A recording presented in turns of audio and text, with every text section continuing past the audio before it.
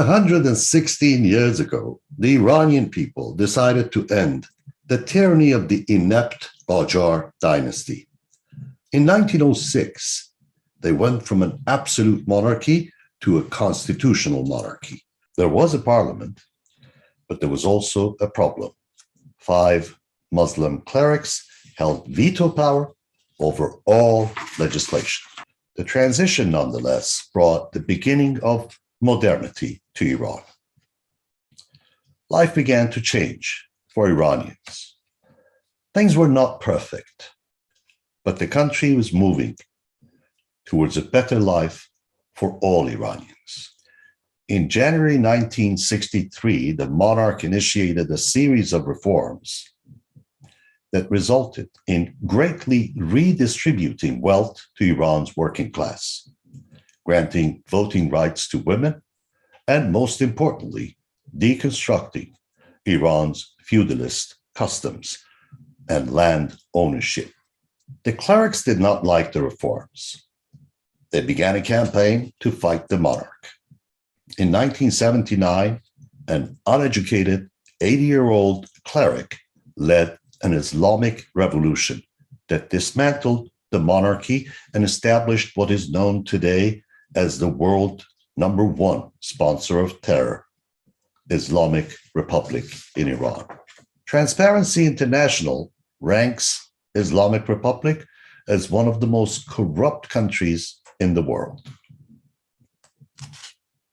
Likewise, the Fragility Index ranks the religious dictatorship in Iran as one of the most fragile states in the world today. Freedom-seeking people of Iran know that the inept, corrupt, kleptocratic Islamic Republic is on a trajectory of demise. They wish to plan for the day after. They have asked the Institute for Voices of Liberty to reflect their voices, which is a total renouncement and rejection of the entirety of the institution of Islamic Republic, its constitution, and its related entities. They wish to ask the world to politically recognize a group of leaders who reflect their voices for freedom. The clerical tyranny crushes any serious opposition inside Iran. Freedom-seeking people of Iran have prepared a plan to externalize their political activism and their opposition to this tyrannical government. The Institute for Voices of Liberty is reflecting their voice through the plan unfolded here.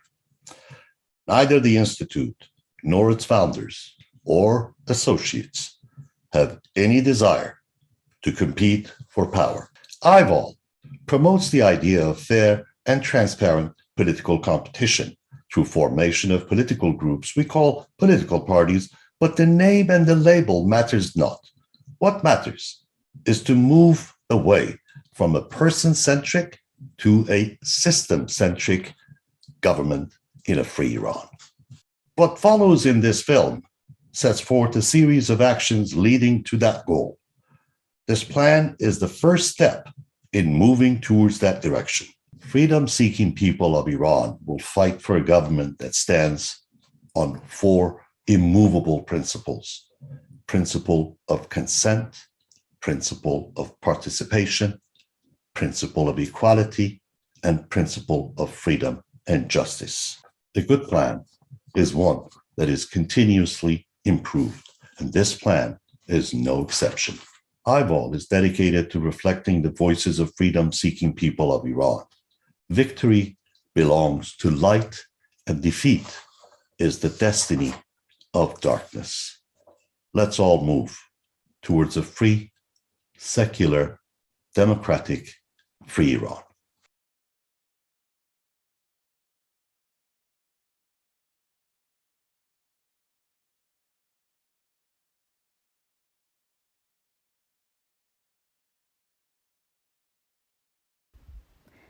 The Islamic Republic in Iran is a clerical tyranny. Political activism in opposition to the institution of the Islamic Republic is not possible inside Iran. Superficial and controlled dissident voices and scattered political action make it difficult, if not impossible, to gauge the authenticity of such voices and actions. Thinkers and activists who dare to cross the red lines of the regime are silenced, jailed, or physically eliminated. A case in point is the reaction of this repressive government to a political statement issued by 14 activists who criticized the government on its inability to address economic, civil, and political demands of many Iranians. This group of 14 called for the resignation of the supreme leader, Sayyid Ali Khamenei, and transition of power from the Islamic Republic to a new democratically elected government. All 14 signatories to the statements were arrested or harassed, some violently, by the authorities. Some received heavy sentences for simply protesting institutional corruption, ineptitude, and political oppression. Transparency International ranks the Islamic Republic as one of the most corrupt governments in the world. The Islamic Republic is nearly bankrupt and on a trajectory of financial collapse. It is important to be prepared for the eventual fall of this regime. Today, opposition to this regime is not organized. A path for achieving change has not been established. There is a constant cry for change, but no plans for change, no seriously organized political parties, and no candidates to present plans to the people of Iran or to the international community. Islamic Republic's government reaction to dissent. In the Islamic Republic, if you protest, you go to jail. Muhammad Nourizad sentenced to 15 years imprisonment. Abbas Vahedian Shahrudi arrested, assaulted, imprisoned. Kamal Jafari Yazdi arrested, sentenced to 13 years in prison. Hashem Khastar sentenced to 16 years in prison. Muhammad Maleki, former head of Tehran University, assaulted, arrested, deceased. Gohar Eshqi, mother of a murdered protester Sattar Beheshti, threatened, assaulted. Muhammad Hossein Sepehri, arrested.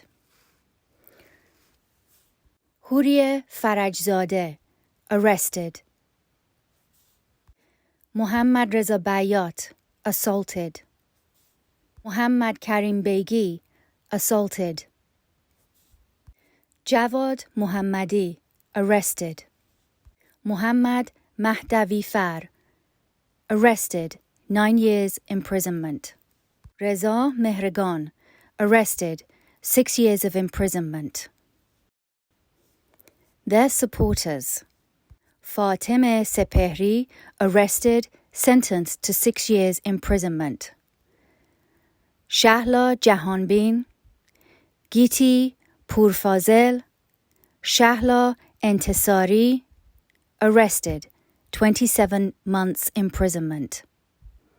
Zahra Jamali, arrested, assaulted. Narges Mansouri, 6 years imprisonment. I think when we look at American history, there are some lessons to be learned that I hope that could help the people of Iran. We were not a united country when our revolution occurred. We did have some advantages. One, we had a history from our very beginning of the founding in the early 1600s of self-government. Because we were here and there was no government, we had to establish one. But it was also based on a foundation of English law and their struggle for liberty ever since Magna Carta in 1215. But what we had going for us were several things. One is there was a common goal that we needed to govern ourselves, not be governed by a king and a parliament that were several thousand miles away. There was not an agreement on what that government should look like. And by the way, we were not one country, we were 13 countries. And we came together, though, with that common goal. We also had several other common goals that I think are foundational for any democracy-seeking people. And that is, we created a Declaration of Independence that said that there were certain inalienable rights, and those were life, liberty, and the pursuit of happiness. And that document also said that government should be rested on the consent of the people. So I think the first lesson is, number one, you're not always going to have unity on everything, but there has to be unity on certain fundamental principles, and that is liberty, life, the pursuit of happiness, and government resting on the consent of the people. 43 years of Islamic Republic rule institutionalized corruption, and the reaction from the opposition inside and abroad can be summarized like this. In 1979, an 80-year-old cleric led a revolution ending the 2,500-year-old monarchy in Iran. 8 years of war with Iraq took the lives of 1 million people on both sides. The war was led by Rafsanjani, a cleric. In 1982, Iranian regular army forces and special forces pushed back Iraqi forces. By all practical means, this could have been the end of the war with what is referred to as Fathul Mubin operation in 1982. Iran could have declared victory and ended the war, but it did not. Instead, it continued the war for 6 more years. Finally, in 1988, the war ended. Young warriors had fought for preserving the territorial integrity of Iran, coupled with and powered by their religious belief in martyrdom. The cycle of corruption began when Rafsanjani declared Khamenei as supreme leader and the heir to Khomeini, the founder of Islamic Republic. Khamenei was not qualified as a religious leader. Lacking legitimacy, he owed his power to Rafsanjani. Rafsanjani himself owed his own prize to the IRGC, which became the protector of the Islamic Republic. The legitimacy crisis advanced at a steady pace. As Khamenei bribed Rafsanjani, Rafsanjani bribed IRGC, and the corrupt IRGC commanders took their raid on national wealth. Religious foundations began to devour natural resources. Consecutive corrupt governments were formed. The founder of Islamic Republic, Ayatollah Khomeini, provided the foundation for corruption, while the most corrupt government in the Islamic Republic was led by the so-called reformist, Mohammad Khatami. Khomeini was an uneducated cleric whose worldview was limited to his clerical studies. He was a dangerous man, but not a thief. The cycle of corruption began when Rafsanjani elevated an illegitimate leader, Khamenei. This cycle of corruption has escalated steadily through subsequent governments led by Rafsanjani, Khatami, Ahmadinejad, Rouhani, and now Raisi. It is an authentic platform, support of Iranian voices. Our heart and hands are extended in friendship to all like-minded entities, and we seek everyone's support. 43 years of Islamic Republic rule institutionalized corruption and reaction from the opposition inside and abroad. A lot of freedom lovers and freedom-loving entities have been fighting the terror and tyranny of the Islamic Republic over the past 43 years. People of Iran see and hear what we all do, and while are not representing anyone, we are reflecting the voices of freedom-seeking people of Iran, those who reject the entirety of the institution and constitution of the Islamic Republic. The people of Iran were arrested or harassed, some violently, by authorities. Some received heavy sentences for simply protesting institutional corruption, ineptitude, and political oppressions. Transparency International ranks the Islamic Republic as one of the most corrupt governments in the world. The Islamic Republic is nearly bankrupt and on a trajectory of financial collapse. It is important to be prepared for the eventual fall of the regime. There is constant cry for change, but no plans for change, no seriously organized political parties, and no candidates to present plans to the people of Iran or to the international community. As President John F. Kennedy famously said, "We are going to the moon because it's hard." We say, if not us, all of us, then who? And if not now, then when? For those reasons, we are here at the Institute for Voices of Liberty. It is difficult to obtain reliable figures on the Iranian economy. Even figures published by the IMF are questionable due to the lack of transparency in reporting. A summary of economic figures includes population 85,484,011. Iran holds 10% of the world's proven reserves in oil and 15% of its gas reserves. GDP is $703.9 billion, with an estimated $1.1 trillion PPP GDP growth. In 2018, it decreased by 5.4%. In 2019, it decreased by 7.6%, and in 2020 by 6%. GDP per capita, $8,215. Inflation, 34%. The population lives below the poverty line, with 55% living on less than 3.4 toman per month, or roughly estimated at $121 per month. 10.9% of the population lives on less than $5.50 per day. The misery index is higher than that of Angola, Haiti, Zambia, and twice that of South Sudan. Gallup reports that 59% of Iranians say their local economy is getting worse. 91% of Iranians say it is a bad time to find a job where they live.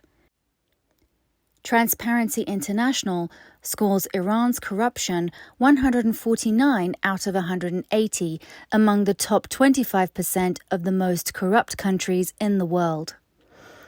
The Fragility Index scores Iran at 84.5 index points.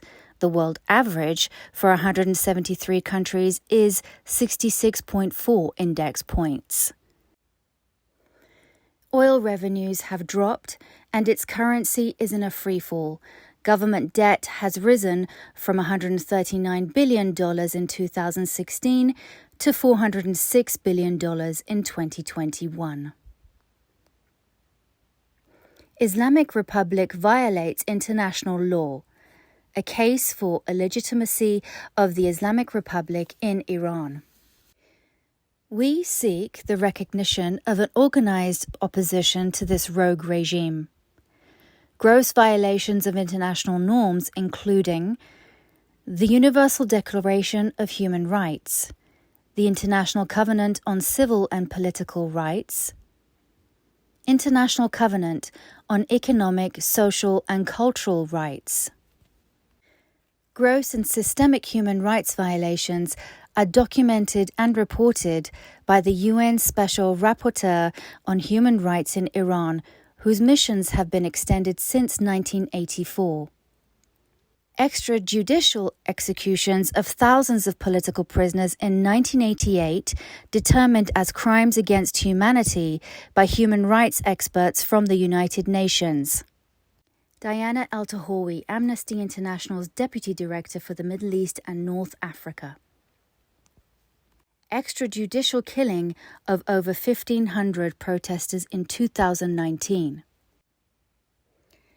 Top state sponsor of terror through proxy terrorist elements endangering global peace and security from the Middle East to Africa.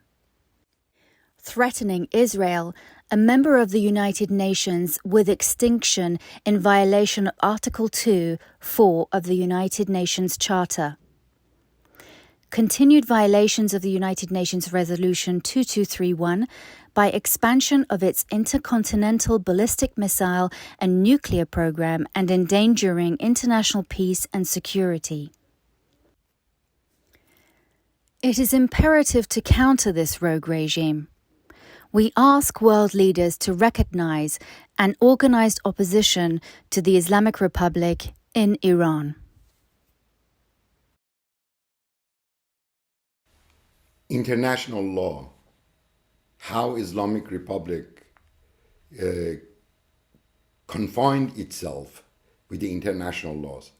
When we look at it from the beginning of Islamic Republic, from the hostage taking, from bombing of the cultural and military centers around the world, trying to throw its weight by being a quiet, nice terrorist, has ended. We hear from the most leaders of the world that intention of Islamic Republic is a spread of Khalifa Islam Shia, that it's the only focus of this regime, not representation of the country like Iran, has become obvious to everyone. It is time to know that this regime, by not accepting any laws outside itself and calling himself representative of God, has caused a lot of damage for us, that made it Iranian not to be the status that they're supposed to be in the world because of behavior of this country and disobedience or unacceptance or compliance with the international law that we all need to be part of in order to grow, in order to relate, in order to be, in order to have a better life. This fight of Islamic Republic with the rest of the world and what they say is enough. The people of Iran cannot absorb more pain because of the behavior of this incompetent Ali Khamenei, that really should not run or decide or oversee for the country as big as Iran and people as smart as Iranian.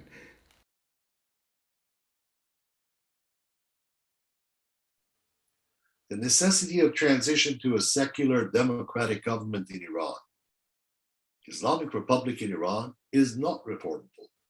The most formidable obstacle to formation of real democracy and the holding of free and fair elections in Iran are the principles of absolute rule by religious leaders, dominance in politics, government and society, and Sharia-based law. Under the current religious and constitutional structure of the Islamic Republic, true democratic reform is impossible. Fundamental reforms must be carried out under an established and peaceful system of government through drafting a new constitution. However, this path is not possible under the current constitution, Article 12, which provides, Article 12 of the Islamic Republic in Iran provides that the official religion of Iran is Islam and the 12er Jafari school, and that this principle is eternally immutable. In addition, according to Article 177 of the Islamic Republic Constitution, the holy principle of the imamate of Ummah is the basis for all rules, regulations, and objectives of Islamic Republic of Iran, and that these are unalterable. Let's take a look at the opposition to the Islamic Republic. True opposition in Iran is suppressed. The people are not permitted to voice their dissent. Superficial opposition in the form of so-called reformists have no real power. All power is consolidated by so-called fundamentalists. All three branches of government are led by hardliners close to supreme leader. Policies are clearly influenced by Russia and China. JCPOA negotiations are complicated and do not offer solutions for mitigating the threats Islamic Republic pose for the world's international security and freedom-seeking Iranians. Some Iranian activists have described the path forward to a free, secular, democratic Iran in three phases: before the fall of the Islamic Republic, moving to a period of transition to a new government in a free, secular, and democratic Iran, and finally, what happens after the fall of the Islamic Republic, which includes the process of forming a constituent assembly, preparing a draft for a new constitution, and drafting a referendum on the form of the new government. The fallacy of categorizing stages of change into before, transition, and after the fall of the tyrannical regime can be summed up into the following. The regime will not fall on its own. Such theory ignores the causality of change. What actions can be taken to facilitate and expedite change? It also assumes that freedom-seeking people of Iran must wait for the fall of the regime to hold the so-called Constituent Assembly or Majlis-e Muassasan, or Founders' Parliament, which is encoded into the law previous to the Islamic Republic. It also suggests that they must wait to prepare a draft of a new constitution and put such draft through a referendum to ascertain the will of the people on the new form of the government based on a new constitution. So the question is, why can't all this be done in order to help facilitate or even expedite the change? Now and outside of Iran, with the cooperation of political activists inside Iran. Why can't this be expedited? This thinking is framed in the operating requirements of the agricultural age or the industrial age. We are in the information age. Instead of assuming that the regime will fall on its own, freedom-seeking people of Iran can form a constituent assembly or a Majlis-e Muassasan and prepare a draft of the new free Iran constitution now and outside of Iran, with full participation of those who have rejected and renounced the entirety of the institution of the Islamic Republic. Historically, when we look at examples of weak countries, failing states that are rogue regimes, we see the trend of lashing out, violating international norms, violating international law. For example, pre-war Germany, Nazi Germany, this was a country that was rearming in violation of the Versailles Treaty. It was violating numerous international laws. And of course, it was turning inward and persecuting its own people. You also have the example of the Soviet Union. Prior to the Soviet Union's collapse, what was it doing? It was thrashing out, acting like a rogue regime, and violating the sovereignty of its neighbors, Afghanistan and other countries. So we see this trend. We see this trend of increasingly rogue regimes when they're weak, when they're on their precipice of failure, of collapse.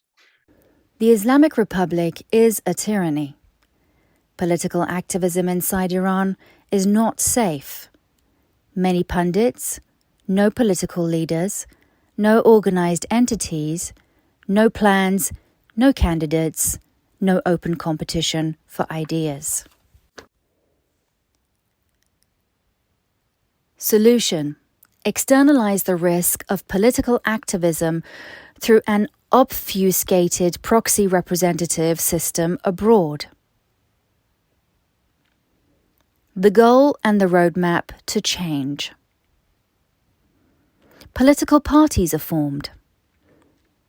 3 different charters with a single shared principle: equality for all under the law. Big government controls all production, guarantees economic equality and equality for all under the law.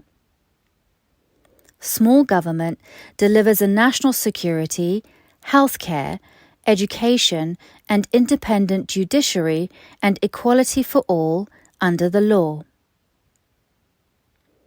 Small government delivers national security, healthcare, education, industry, judiciary, independent armed forces, and equality for all under the law. Unity through competition. Unifying principles. Shared principles. What percentage of the population votes for equality and other shared principles? We are asked if this regime is reformable. So the definition of the reform, if it's only change, one can say yes. If the definition of the reform is in some measured progress from where we are, absolutely no. This regime, even though has created a multiple head in itself, or used multiple beliefs at a different point to prepare that it has some type of political parties in Iran and change can happen by people. The only change we see in this system is shedding all those non-Khodi, or those who are not like Islamic Republic, and they don't behave like that, they don't talk like that, they don't dress like that, is the cultural war that Islamic Republic has taken with the Iranian woman. Not only has decreased, it's increased from their original existence. If the reform does not mean change only for worth, yes, this regime is not reformable. Since it's not reformable, it's going back into the history that the capability to existence in that time and that law and those beheading and those execution does not suit the rest of the world and Iranians ultimately. Iranians are free people that they want to constantly learn and grow with the rest of the world, to be part of the world and contribute to humanity and earth and world, not only get entangled with the Khilafat Shia, the Shiism and spread of ad in a world, and using that as only success and fighting with everyone around you. The problem is, even those countries that you are thinking that you are reforming to the Sharq, like a Russia, are making security contract with Israel that you are saying that it's your enemy. The government and system and regime of Islamic Republic is not reformable. We have seen it, we have touched it, we have felt it. It's going back, yes, it's changing, but it's not reformable in a sense that makes the life better for people of Iran.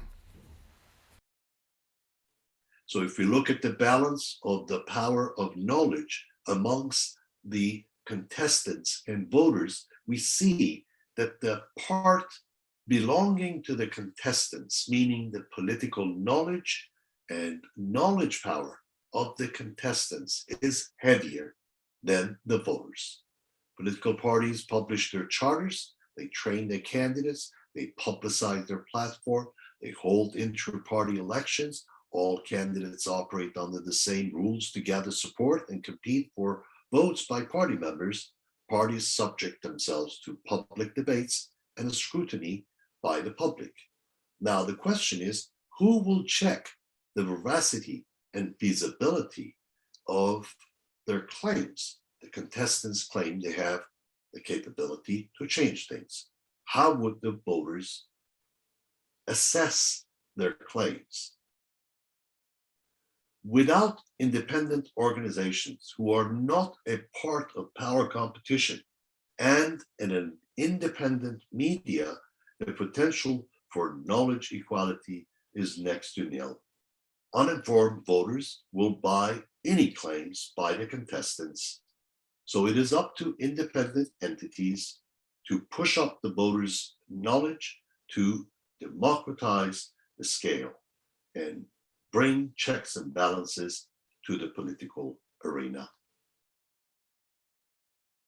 Free and fair media spreads the word. NGOs, independent entities that do not compete for power, and free and fair media elevate voters' knowledge to balance the knowledge disparity between contestants and voters. A free and fair political environment needs competent and experienced political candidates on the one side, an informed public on the other side. Independent entities like Institute for Voices of Liberty help the public scrutinize the candidates' claims. Free and fair media spreads the word. Measures of competence can be defined as education, experience, and track record. But by using a weighted index method, much more weight is given to track record, for example, as opposed to the necessary elements of competence being education and experience. This plan encourages the formation of political parties, the development of parliamentary rules of conduct and debate. Independent, non-governmental organizations such as Institute for Voices of Liberty encourage the formation of political parties, educate and assist in the formation and organizational process, help qualifying political parties, establishing standard operating procedures, developing parliamentary rules of conduct and debate, helping to organize public debates, question contestants' capacity to deliver on their claims on behalf of the freedom-seeking people of Iran while not participating in the power competition themselves. These NGOs will not participate in the power competition. They do not favor one party or one candidate at any time over the others. NGOs will scrutinize the independence of media. Now, what does the independent media do? Independent media provides checks and balances on political parties, informs the public on candidates' political background and qualifications, scrutinizes the neutrality of independent entities, such as NGOs, scrutinize other independent media fairness and neutrality, maintain neutrality themselves, that is the media, providing public with a specific, unbiased assessment of all components of the political system. Media does not itself participate in power competition. It also does not favor one party or one candidate over others, and it scrutinizes the neutrality of independent entities such as NGOs? Well, modern technology makes this possible, where people want to demonstrate in Iran. And by the way, not all of them do, but I think the majority do. We've seen this. Those demonstrations are put down violently. There are attempts to stop people from using the internet, but you can't stop it completely. And the women, the young people, the unrest you see in Iran, the need for jobs, the need for making a living, all of these things are true, but they can't be expressed. The internet, modern technology, which is what we're doing right now, gives people an opportunity, not only in Iran, but around the world who care about Iran and who many of whom are Iranians, to have these voices expressed and almost create political parties, create these conversations around the world and in Iran. And hopefully the world leaders then will get a real perspective of what the people of Iran, inside and outside of Iran, really want for the country. Islamic Republic violates international law. And I can repeat, indeed, Islamic Republic violates international law. Gross violation of international norms, including the Universal Declaration of Human Rights, International Covenant on Civil and Political Rights, and International Covenant on Economic, Social, and Cultural Rights. Gross and systematic human rights violations as documented and reported by the United Nations on Human Rights in Iran, whose mission have been extended since 1984 for those reasons. Extrajudicial execution of thousands of political prisoners in 1988, determined as crimes against humanity by human rights experts from the United Nations. Extrajudicial killing of over 1,500 protesters in 2019. Top state sponsor of terror through proxy terrorists, element endangering global peace and security from the Middle East to Africa. Threatening Israel, a member of the United Nations, with extinction in violation of the United Nations Charter. Continued violation of the United Nations Resolution 2231 by expansion of its intercontinental ballistic missile and nuclear program, and endangering international peace and security. It is imperative to counter this rogue regime. We asked world leaders to recognize and organize opposition to the Islamic Republic in Iran. Iranian people many times demonstrated that they are done with this regime. All the international media kept this very silent and seems like never heard the cry of Iranian people for freedom. Now it's a high time to accept that this regime has lost its legitimacy, and dealing with this regime makes future relation with Iranian people a little bit more difficult. We want our friends in business, in government, in cultural centers, in art centers, to know that it's better for them to deal with people of Iranian people directly than using Islamic Republic as a legitimate source to talk to Iranian people. From the Iranian people perspective, Islamic Republic is no longer represent their interest. Therefore, any long-term contract treaties and any of those sorts between countries and the commitment, or at least the future commitment of this deal depends on a view of Iranian people, which in most cases might be different than what you're hearing for Islamic Republic. We have seen in this nuclear negotiation, how Iranian are differ than what Islamic Republic present as a killing time to perform certain weapon of mass destruction and then get asked for more. Over the past 43 years, many groups and individuals have consistently and admirably fought the tyrannical regime in Iran. They have held the torch of hope and struggle high. History will remember the courageous souls who have been fighting the good fight with respect. Now is the time to take the lessons learned and the gains of the struggle into measurable results. Freedom-seeking people of Iran wish to take the next concrete steps.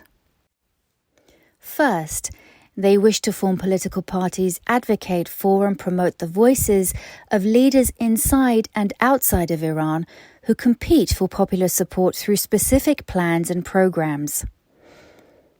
Next, while candidates compete against each other, they will unite and galvanize supporters of various plans and programs around shared aspirations such as equality of rights under the law regardless of gender, sexual preferences, religious beliefs, political beliefs, ethnicity, or any other superficial, real, or perceived differences. Next, representatives of various political parties representing popular voices who reject the entirety of the Islamic Republic form a Free Iran Council with popular support from Iranians inside and outside of Iran.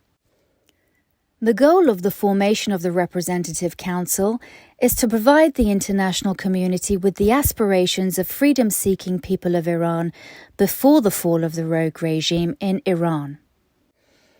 This council will answer one important question. What happens after the Islamic Republic of Iran, before the fall of the regime? Following the casualties principle, this entity will ask leaders of the free world to recognize it as a representative voice of the Iranian people, who reject the entirety of this rogue regime. Why now?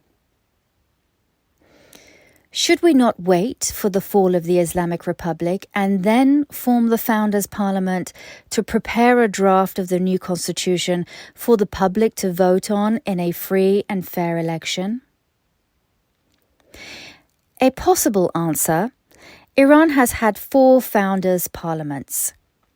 They were all formed in the Industrial Age. We are now in the Information Age. All affairs reserved to take place in the public arena can now take place in the digital public arena.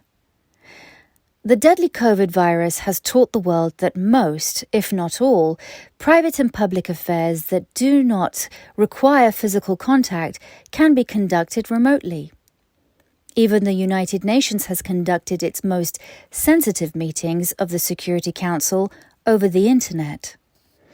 There is no reason the same standards cannot be applied to the concept of the formation of new Founders' Parliament, preparing the draft of a free Iran constitution, and conducting a referendum digitally. Every Iranian citizen now carries a national identity card with a unique number. Conducting such a referendum digitally is not an unsurmountable challenge. A better question: do the people of Iran need a Founders' Parliament to decide what is best for them in defining their inalienable rights? After 43 years of oppression, do they really need a group of greybeard elders to describe to them what they should want? They have said no to the Islamic Republic. Should we not consider going directly to the people with 10 key questions and ask them not to answer merely with yes or no, but with a short description of their sentiments on the question?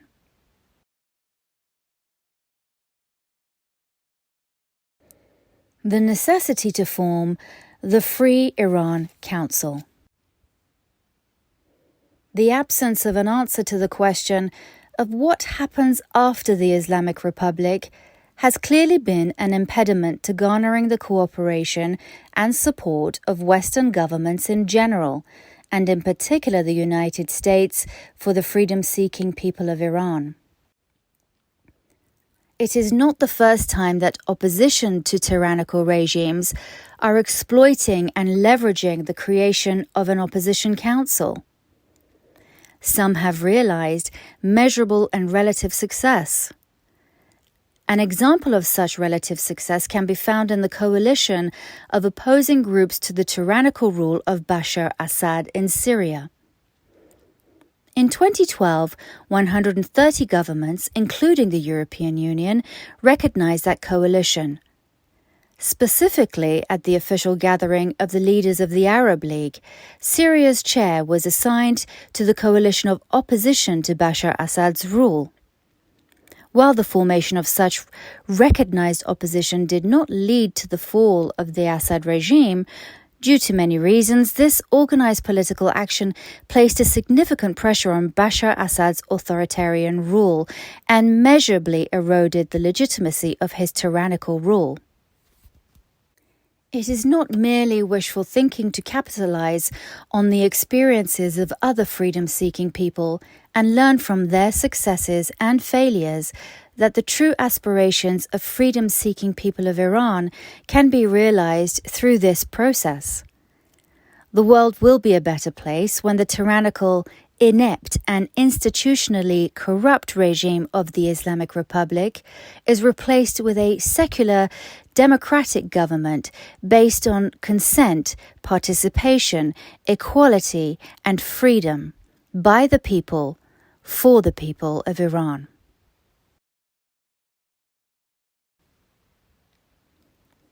Shared principles for a free Iran.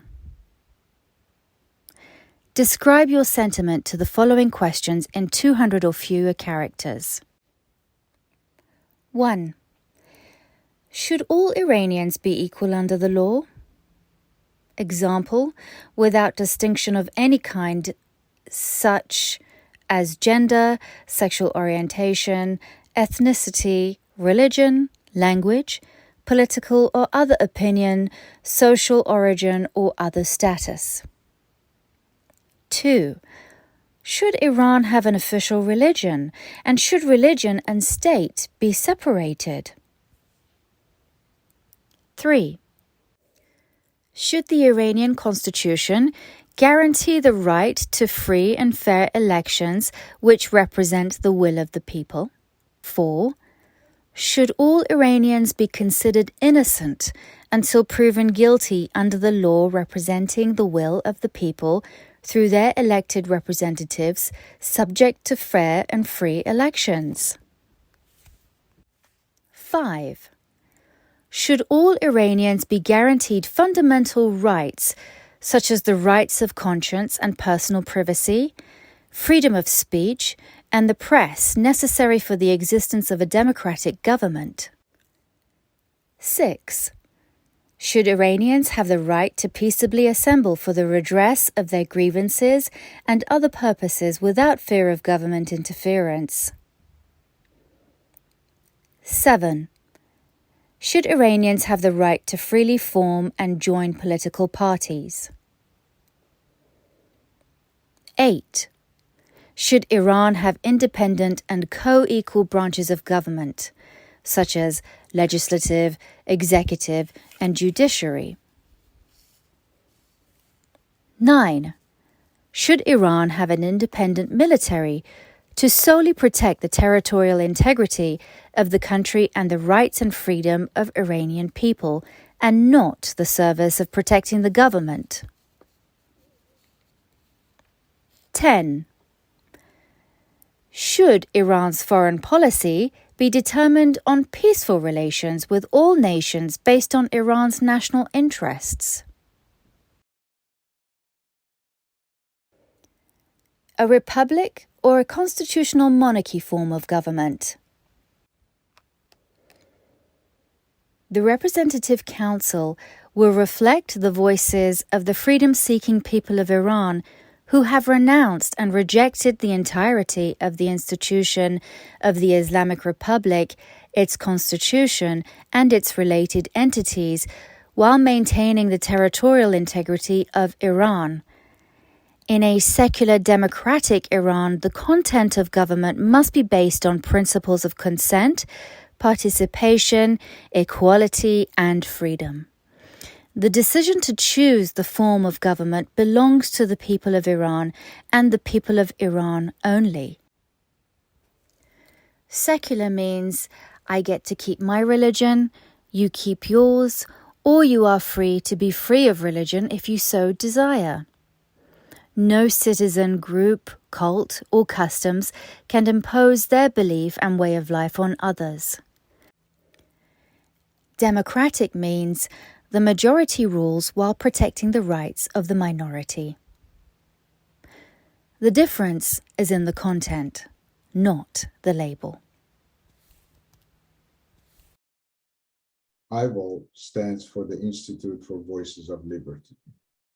Our main mission is to gather, analyze, and reflect the voices of freedom-seeking Iranians, those who, by virtue of the fact that they are forced to live under a tyrannical dictatorship, reject the entirety of the institution that rules over them, and wish for an honest system of government that respects their rights and honors their aspirations for living in a free and just society.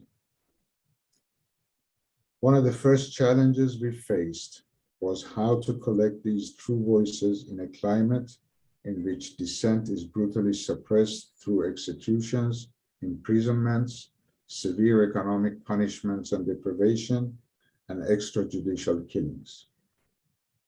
Over iVOL's relatively short life, our directors, various committee members, and trustees who come from the fields of the media, the arts, academia, women's rights, human rights, and the LGBT community, and members of the various Iranian ethnic or religious minority groups have formed or expanded previously held relationships with counterparts from various segments of the society inside Iran and invited them to share their circumstances and their aspirations with us.